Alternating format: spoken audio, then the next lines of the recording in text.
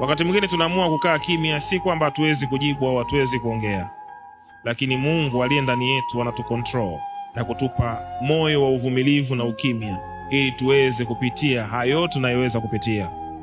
Tunaumia moyoni wakati mwingine wanapotusema mabaya, wanapotusingizia mambo ambayo hatujayafanya, na hali ya kuwa wao wenyewe wanajua kabisa kwamba hatujayafanya. Tunakaa kimya, si kwamba hatuwezi kupigana, tunayo mikono, na si kwamba hatuwezi kuwashtaki, tunajua mashtaka wapi yanapelekwa, lakini tunakaa kimya kwa sababu tunajua sisi ni wakombozi wa familia zetu.